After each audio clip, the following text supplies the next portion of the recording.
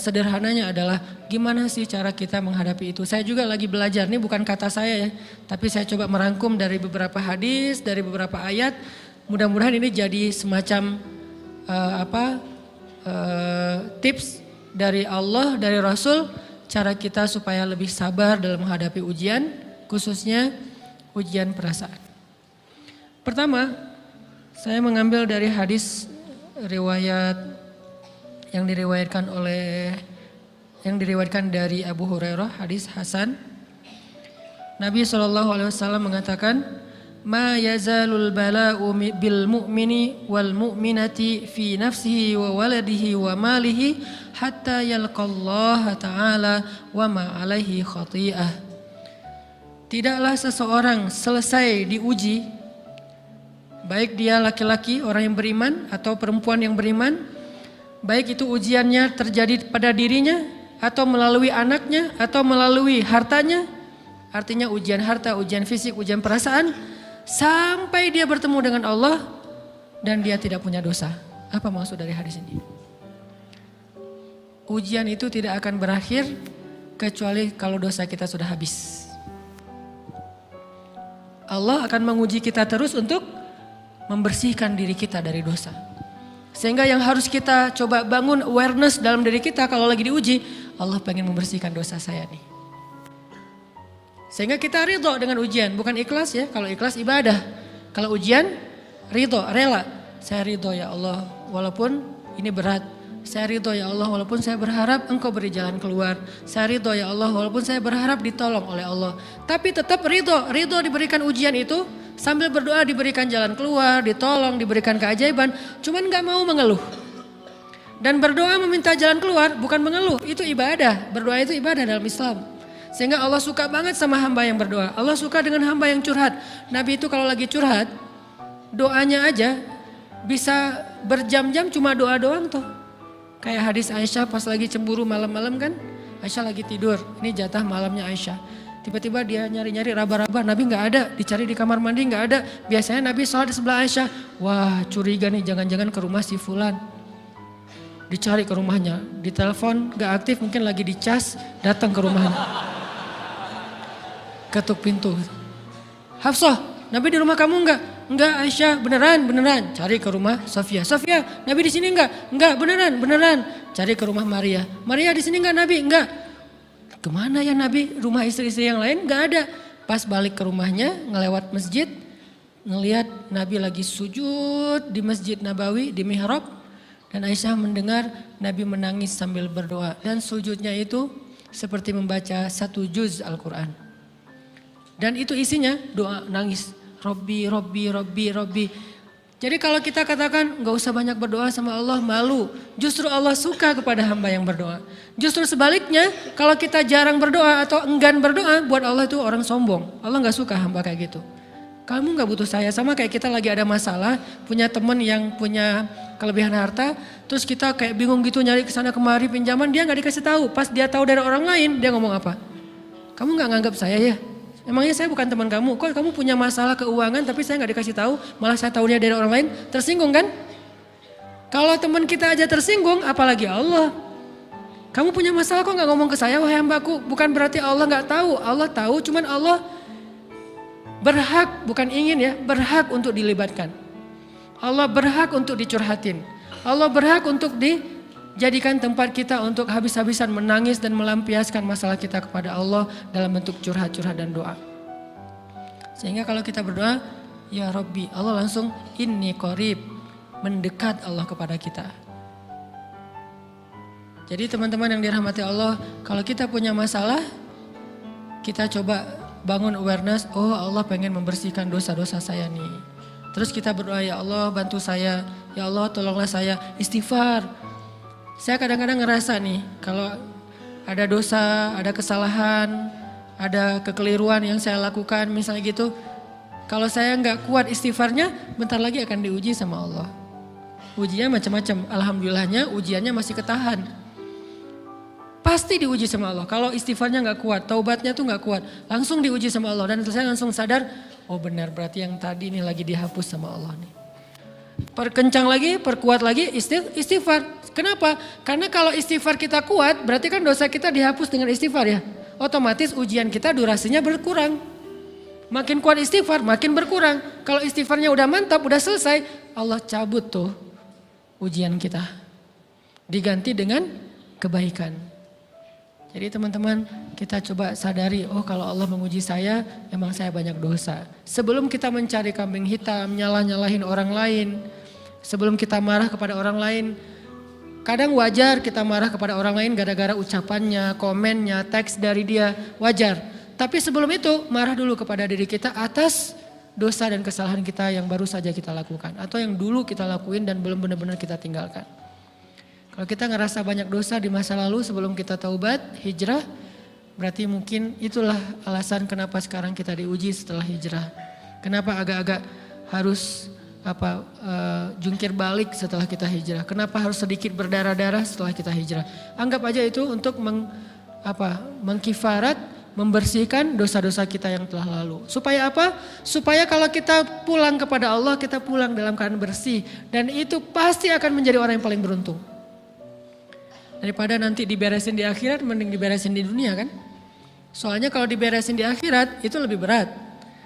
Akhirat itu perlakuannya beda dengan di dunia. Di dunia kalau kita salah akan dibalas oleh Allah. Kalau kita belum taubat, dibalas oleh Allah sama. Tapi di akhirat ukurannya beda. Sehingga heran ya, kalau ada orang yang merasa beruntung lolos dari hukuman dunia, dia pikir dia udah lolos dari hukuman Allah. Mending dia beresin deh di dunia daripada nanti di akhir berlarut-larut. Itu bahaya banget. Kalau buat saya pribadi dan saya yakin teman-teman juga kayak gitu, gak mau ada masalah di akhirat, mending masalah di dunia aja. Tapi masalah di dunia juga kita gak mau berlarut-larut, pengen cepat dimudahin sama Allah. Caranya istighfar. Tidaklah Allah memberikan kepada kita ujian kecuali salah satu alasannya pengen menghapuskan dosa. Idza kathurat dzunubul 'abdi walam yakun lahu min amalin liyukaffiraha fabtalahu Allahu bil hazan liyukaffiraha. Kalau seorang hamba banyak dosa dan dia nggak cukup amal untuk mengkifarat dosa-dosanya, Allah akan menguji dia dengan rasa sedih, dengan rasa kecewa, dengan rasa berat, sakit hati untuk mengkifarat dosa-dosanya. Itu yang kita bangun, sehingga kalau ada masalah sama orang lain, kita memperbaiki diri dulu. Bukan sibuk dengan kesalahan dia terus menerus yang gak mau kita maafin. Misalnya ada teman kita nih, jadi clash sama kita. Hal pertama yang kita bangun, astagfirullahaladzim saya banyak dosa nih. Tapi kan yang salah dia, ya. Tapi mungkin dia gak akan mengatakan kalimat itu, gak akan bersikap kayak gitu kalau kita gak punya dosa. Allah sengaja mengutus dia untuk menguji kita lewat kata-katanya, lewat perilakunya, karena kita punya dosa. Jadi penyebab pertama diuji itu bukan teman kita yang salah, itu penyebab kedua. Memang dia salah dan itu harus kita akui, realistis lah. Dia salah, dia nggak pas, dia nggak bijak, dia apa. Oke, tapi yang mentakdirkan dia salah kepada kita, Allah Subhanahu Wa Taala. Kenapa Allah takdirkan gitu? Karena kita masih punya banyak dosa. Allah kirim kita ujian, bisa manusia, bisa alam, bisa dalam diri kita sendiri. Itu semuanya adalah cara Allah untuk menguji kita dan membersihkan dosa-dosa kita. Ini yang kita bangun pertama. Yang kedua, kata Nabi di dalam hadis Bukhari, "May yuridillahu bihi khairan." Yang terkenal kan yufaqihu fiddin, itu yang terkenal. Ternyata ada dua modelnya. Ada may yuridillahu bihi khairan yufaqihu fiddin. Siapa yang Allah pengen kasih dia kebaikan agama, kebaikan, Allah akan buat dia mengerti halal dan haram. Itu berarti Allah sayang sama dia. Ini satu model hadis. Ada model yang kedua, mirip redaksinya. May yuridillahu bihi khairan yusib min. Hadis Bukhari. Siapa yang Allah pengen ngasih dia kebaikan, Allah uji. Hah? Kok gitu caranya? Ternyata kayak gitu rahasianya. May yuridillahu bihi khairan, may yuridillahu bihi khairan, siapa yang Allah pengen ngasih dia kebaikan, Allah kasih dia musibah atau ujian. Kenapa bisa seperti itu Ustaz? Fa inna ma'al usri yusra, Inna ma'al usri yusra. Seolah-olah Allah bilang di dalam ayat itu, kalau kalian mau dapat kemudahan, biasanya lewatnya kesusahan dulu. Kalau kalian pengen dapat keberuntungan, biasanya dapatnya kerugian dulu. Tapi keberuntungan dan kerugiannya pasti gak sebanding. Keberuntungannya jauh lebih besar daripada kerugiannya. Kerugian itu kayak modal doang, DP. Jadi kalau kita mau dapat kejutan dari Allah, Allah kasih kita DP. DP-nya apa? Ujian, DP-nya musibah, DP-nya rasa gak nyaman. Itu DP tuh. DP terhadap apa? DP dari Allah terhadap hadiah-hadiah besar yang Allah pengen ngasih ke kita setelahnya. Cuman banyak orang yang menolak DP ini. Sama kayak kita misalnya. Kalau kita mau ngasih dia hadiah, kita kasih dia kayak kejutan dulu. Dia lagi ulang tahun nih, disiram air dulu. Setelah itu dikasih hadiah-hadiah yang mahal. Rela gak disiram air demi hadiah? Rela, udah siramin lagi aja. Kalau setelahnya ada hadiah. Yang kita gak rela, kalau setelah disiram, disuruh bersih-bersih sendiri dan gak dikasih apa-apa, kan gak rela tuh. Berarti ini bab iman, yakin gak kalau Allah tetap ngasih hadiah?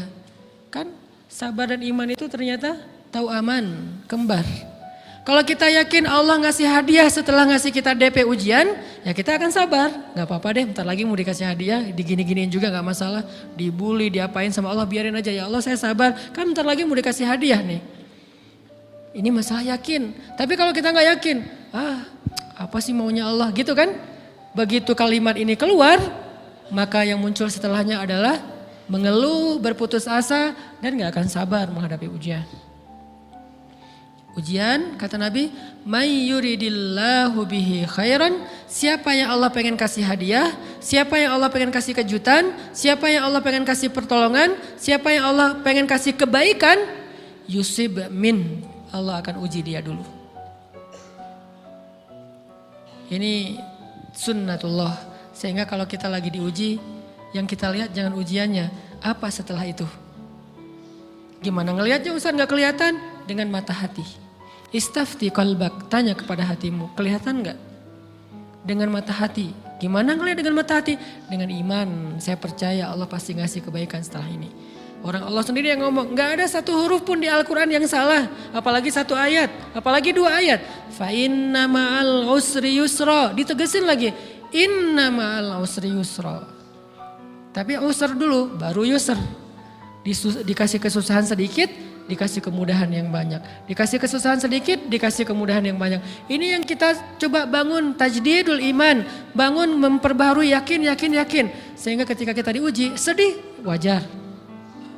Mengaduh sedikit, bukan mengeluh ya. Kalau mengeluh kan nyalahin Allah. Kalau ngaduh, yang namanya orang dicubit kan, itu ngaduh.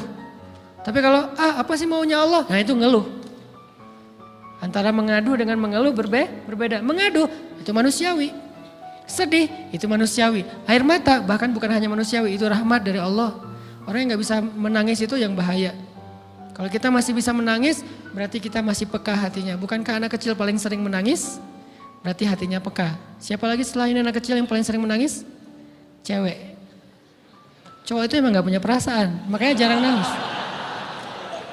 Cewek dikit-dikit nangis, jangan bilang, cemen banget sih nangis, cengeng apa. Enggak, karena dia perasaannya lebih peka dari kita. Itulah kenapa Allah menitipkan bayi kepada perempuan. Kalau dititipin ke laki-laki hancur. Di balik kepekaan perempuan, di balik sensitifnya perempuan, di balik perasaannya yang luar biasa, di situ Allah Subhanahu wa taala menitipkan amanah, dia yang paling baik dalam merawat bayinya. Perempuan secara umum mungkin lebih banyak bicara daripada laki-laki ya. Walaupun ada orang yang perempuan pendiam banget, ada yang gak ngomong sama sekali, misalnya diem-diem aja, ada. Tapi secara umum perempuan lebih banyak berucap daripada laki-laki. Emangnya ini kekurangan? Bukan. Ini kelebihan. Kalau dia berikan itu dalam hal yang tepat. Apa yang tepat? Mendidik anak. Justru karena perempuan banyak ngomong, lebih baik dalam mendidik anak daripada laki-laki. Laki-laki itu kurang mendidik, kurang mengedukasi kepada anak dengan usia tertentu karena dia jarang memahamkan. Salah hanya marah, salah hanya ditegur. Kalau ibunya jelasin gini sebelum tidur ibunya yang ceritain banyak cerita. Saya sendiri ngalamin sering mana seorang ayah sama ibu interaksi sama anak dalam bentuk verbal. Sering ibu. Jadi menangis itu rahmat dari Allah. Gak apa-apa, nangis aja. Dan itu tidak disebut mengeluh. Kamu kok nangis sih? Kan orang Islam harus sabar. Emangnya nangis dengan sabar itu bertolak belakang? Sabar tetap sabar. Ya nangis jalan aja terus nangis. Nangis apa pakai nangisnya nggak cuma nangis doang. Emotikonnya juga nangis berderai-derai gitu. Sampai air matanya menggenang gitu kan ya. Boleh lah. Ditambah lagi dengan visual menangisnya. Posting bahwa dia lagi tertusuk duri. Dengan postingan kaktus atau apalah. Dia pengen share ke semua orang bahwa saya sedang sedih. Sehingga nanti ketika ada orang yang menghibur dia dengan sedikit kata-kata yang sabar ya segala macam. Wah makin berderai-derai. Itu belum jadi. Kecuali dia keluarkan kata-kata mengeluh. Baru dia disebut orang yang banyak mengeluh. Berputus asa. Kalau mengaduh wajar. Walaupun ada nabi udah diuji berat gak mau mengaduh. Apalagi ngeluh. Zakaria. Digergaji mengadu aja enggak. Kenapa? Karena kata malaikat kalau kamu mengaduh sedikit aja. Maka Allah subhanahu wa ta'ala akan menghancurkan kaum ini. Dia kasihan kepada kaumnya enggak mau mengaduh. Satu-satunya orang yang kita tidak boleh mengaduh hanya orang tua. Atau itu mengeluh kalau untuk orang tua. Kalau yang lain enggak disebut mengeluh. Kalau ke teman malas enggak apa-apa. Jangan sering-sering tapi. Apaan sih? Ke teman boleh. Tapi ke orang tua, saja itu bukan lagi mengaduh, itu sudah mengeluh. Khusus untuk orang tua. Kalau diantara manusia. Kalau kepada Allah dan Rasul, pastinya lebih dari itu. Ketika kita diam saja, tidak langsung beranjak sami'na wa ata'na labbaika ya rabbi wa sa'daik, enggak memenuhi panggilan Allah, itu sudah disebut bagian dari kufur ingkar. Tapi minimal kita mungkin masih mengaduh, kita masih menangis, kita masih lelah, kita masih merasa lemah. Setidaknya kita tidak mengeluh. Kenapa? Kita percaya Allah kalau mau ngasih hadiah kepada hambanya, DP-nya itu ujian. Dan yakinlah hadiahnya minimal 10 kali lipat lebih baik daripada ujian itu. Minimal, karena gak ada amal soleh yang dibalas di bawah 10 kali lipat tuh gak ada. Amal soleh, amal ya bukan niat. Amal yang udah kita kerjakan minimal dibalas 10 kali lipat. Minimal, maksimalnya bighairi hisab, tanpa batas. Bighairi hisab, tanpa batas. Ada yang 700 kali lipat kayak sedekah. Tapi tetap aja ayat sedekah di akhirnya ujung-ujungnya apa? Bighairi hisab juga kan? Berarti sedekah itu minimal dibalas 700 kali lipat. Minimal. Kalau kita yakin. Selalu syaratnya kalau kita yakin. Dan saya ngebuktiin itu banget. Saya pernah ngalamin lagi jalan-jalan di sebuah kota yang ada becak kayuhnya, becak sepeda gitu ya. Jalan terus saya bilang, Pak berapa ongkosnya? 20.000. Udah naik aja 20.000. Karena kita keliling-keliling kota, ternyata saya jadi kasihan sama dia 20.000. Kasihan kan 20.000 dibayar keliling kota walaupun pas mampir beberapa tempat mungkin dia dapat tips ya. Tapi saya nggak tega gitu, dia cerita tentang anaknya lagi sekolah, apa segala macam, makin bikin baper kan. Pas selesai, saya kasih dia 100.000. Dari 20.000 dikasih 100.000 karena kasihan. Dan saya yakin, nggak mungkin sedekah itu sia-sia. Kan Nabi bersumpah kan, demi zat yang jiwaku di dalam genggamannya, tidak berkurang harta karena sedekah. Demi Allah kata Nabi, nggak berkurang harta karena sedekah. Berkurang harta karena belanja, ya. Berkurang harta karena pacaran? Banget. Modal banget kan? Apalagi buat cowok. Tapi berkurang harta karena sedekah? Gak mungkin kata Nabi. Demi Allah gak berkurang harta karena sedekah. Berkurang harta karena istri? Enggak. Karena memberi kepada istri itu pahalanya lebih gede daripada sedekah. Makanya ngemodalin pacaran setelah nikah itu tumbuh berkah. Modal pacaran sebelum nikah itu apes. Jadi kalau pengen modal nih, ngemodalin cewek, traktir, ngapa-ngapain, bayarin, jangan sebelum nikah. Sebelum nikah jadi orang pelit aja, nggak apa-apa. Tapi setelah nikah, jor-joran ngasih, apalagi yang, bayarin semuanya. Kenapa? Pahalanya lebih gede daripada sedekah. Bahkan lebih gede daripada infak fi sabilillah. Seorang suami memberi nafkah istri, itu pahalanya terkadang lebih besar daripada kita berinfak untuk fi sabilillah, untuk korban perang. Saya heran kalau ada orang sedekahnya rajin tapi ke istrinya kikir, aneh, berarti dia gak ngerti konsep. Padahal memberi kepada istri itu selama itu kebutuhan pokok ya.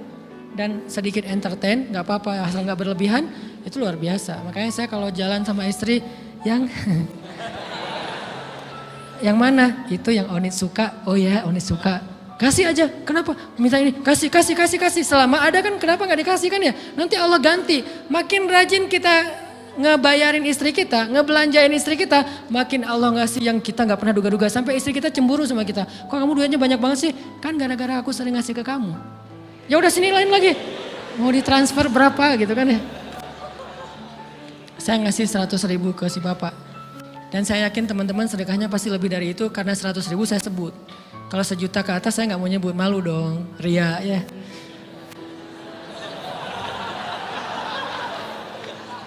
Sebenarnya nggak pernah sih.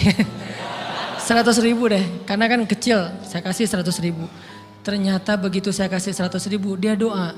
Nah ini nih pentingnya sedekah ke orang yang membutuhkan tapi nggak minta-minta, dia tulus. Dia langsung doa, ya Allah Pak mudah-mudahan rezekinya lancar, berkah, bertambah dan segala macam bahagia keluarganya. Doa-doa ini semuanya dikabulkan dalam hitungan hari.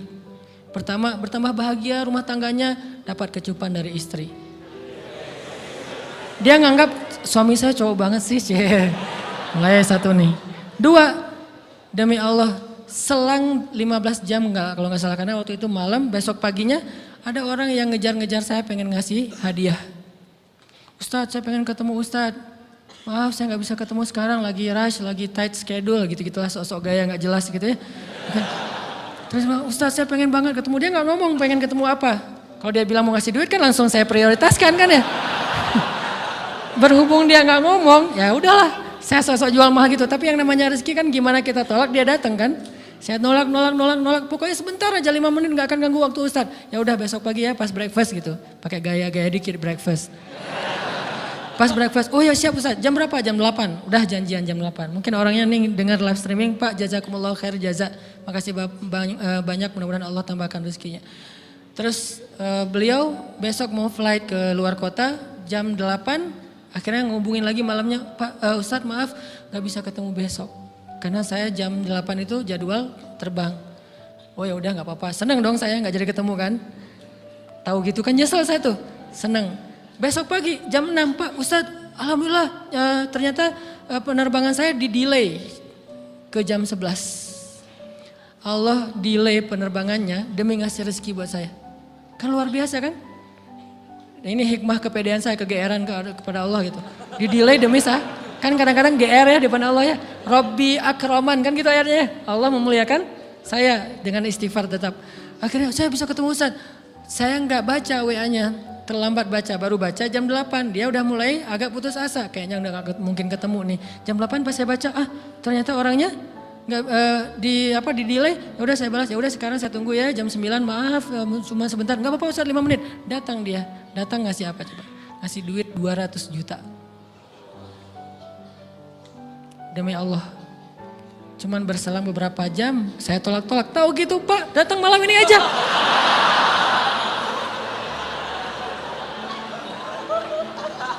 Harusnya malam itu juga saya cari orangnya. Kalau perlu saya yang nyamperin Bapak. Sherlock, saya kejar. Manusia gitu banget ya. Tapi Masya Allah di situ saya jadi tahu, oh doa orang itu lebih akurat, lebih mantap, lebih diijabah daripada doa saya. Mungkin bukan karena sedekah, tapi karena doa setelah sedekah. Ya Allah dan segala macam dimudahkan sama Allah. Itu luar biasa loh. Saya nggak percaya, saya pikir main-main. Orang nih iseng kayaknya pengen ketemu doang, pengen selfie. Ternyata pas saya cek, ditransfer, di capture, Ustadz udah ditransfer. Saya, wah jangan-jangan nih jebakan Batman gitu ya. Nyari-nyari sana segala macam. Alhamdulillah ternyata emang niat baiknya pengen, alhamdulillah saya terkesan, saya dapat hidayah lewat Ustadz segala macam. Sekarang saya pengen membalas jasa Ustadz walaupun kecil 200 juta. Untung saya nggak kaget dan kemudian pingsan. Pak 200 juta stroke kan ya bahaya, lebih mahal dari 200 juta. Ini keajaiban ya teman-teman. Jadi kita tuh, saya kan sering bilang keajaiban itu terjadi tergantung tingkat iman. Bukan saya udah soleh banget enggak. Saya belajar terus untuk yakin deh sama Allah. Modal kita tuh kan gini sebetulnya kan. Duit kita tuh banyak loh teman-teman. Cuman gak disimpan di bank, gak disimpan di saku. Disimpannya di sisi Allah. Bedanya apa sih? Kenapa kita kalau disimpan di bank tenang? Saya lagi punya duit banyak dari 100 juta. Di mana? Di bank. Aman. Kenapa kalau disimpan di saku aman, tenang? Kenapa kalau disimpan di Allah nggak tenang? Kenapa kalau disimpan di Allah kita bilang nggak punya duit? Ini kan nggak fair sama Allah. Nggak punya duit nih. Siapa bilang nggak punya duit? Kan ada Allah. Tinggal minta sama Allah. Tapi nggak ada wujudnya. Tapi kan ada janjinya. Bukankah janji Allah lebih kuat daripada wujud? Bukankah iman harusnya lebih mantap daripada sesuatu yang konkret yang kita lihat? Ada duitnya di sisi Allah. Kenapa nggak dikasih? Karena kita belum butuh.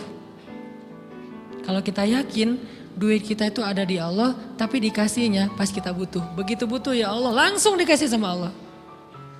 Itu banget benar-benar terjadi dalam kehidupan kita. Pasti kayak gitu. Tingkat tergantung kita yakin apa enggak. Nih, kalau Allah bilang, "May yuridillahu bihi khairan", Allah kalau pengen ngasih hadiah kepada seorang hamba, Allah kalau pengen ngasih kejutan kepada seorang hamba, yusib. Allah kasih dia ujian sedikit aja. وَلَنَبْلُوَنَّكُمْ بِشَيْءٍ sedikit, bisyai'im minal khawf wal ju' wa naqsim minal amwal wal anfus wath thamarat wa basyiris sabirin. Kami uji sedikit aja dengan rasa lapar, dengan rasa takut, dengan sedikit kekurangan ini dan itu, sedikit. Tapi wabasyiris sabirin, sampaikan kejutan kepada orang yang bersabar. Sampaikan kejutan kepada orang bersabar. Jadi bisa dibilang kejutan-kejutan hidup kita itu munculnya dengan iman dan sabar. Dengan iman dan sabar. Iman artinya yakin, husnuzon sama Allah. Ana inda dhanni abdi bi. Aku tergantung prasangka hambaku kepadaku.